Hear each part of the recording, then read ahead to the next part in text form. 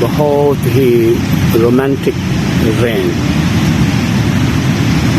رومانوی قسم کی بارش آپ ڈرزل بھی کہہ سکتے ہیں ہو رہی ہے، اور میں اپنے کچنار میں ہوں۔ آج کل آپ کو پتہ ہے معیشت کی بات ہو رہی ہے، لیکن معیشت کو مضبوط کرنے کے لیے جو اقدامات اٹھانے چاہیے وہ تھوڑے کم ہی نظر آ رہے ہیں۔ اچھا، اگر حکومت اٹھا بھی رہی ہے تو جو اور اسٹیک ہولڈرز ہیں وہ اس میں کوئی سنجیدگی کا مظاہرہ نہیں کر رہے۔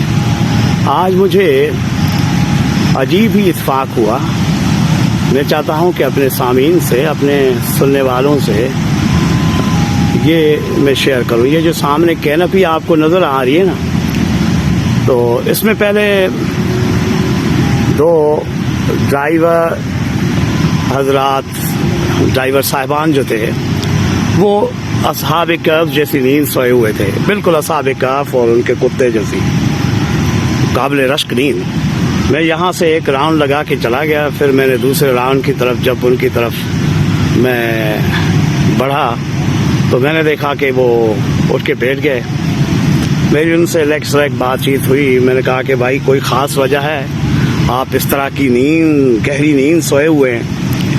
کہنے لگے کہ سر کیا کریں، ہم دونوں ڈرائیور ہیں اور رات کو ہمارے صاحب کا موڈ بن گیا، اس نے اپنے کلاس فیلو کو فون کیا ایبٹ آباد، کہنے لگا کہ میں نے یار آپ کے ساتھ فلاں ہوٹل پہ چائے پینی ہے تو میں اپنی سرکاری گاڑی میں آ رہا ہوں۔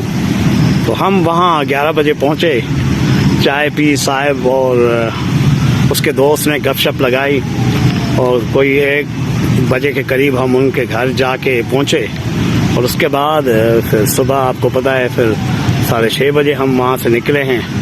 تو صاحب تو گاڑی میں پیچھے والی سیٹ پہ سوتے ہی رہے، تو میری کیا نیند ہے سر، یہ ہے۔ میں نے کہا سرکاری گاڑی میں گئے تھے چائے پینے کے لیے؟ ہاں سر، وہ بچپن کے دوست کے ساتھ صاحب نے چائے پینی تھی نا۔ اچھا، پھر میں نے دوسرے سے پوچھا بھائی آپ کا کیا ماجرا ہے کیا؟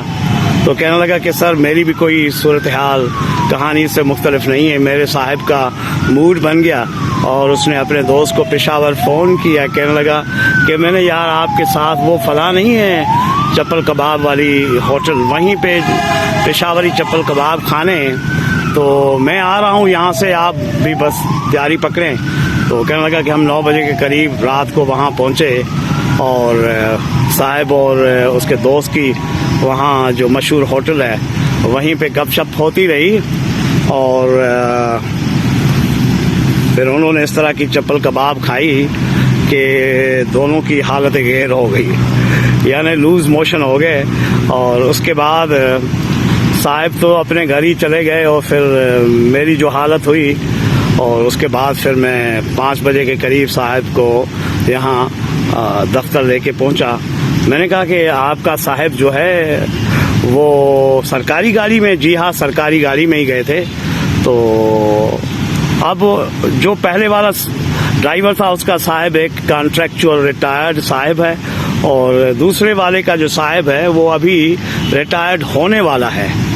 تو یہ جو کہتے ہیں نا کہ ہماری معیشت کیوں تباہ ہو رہی ہے، تو میں آپ کو بتاؤں یہ 2 چیزیں، فوڈ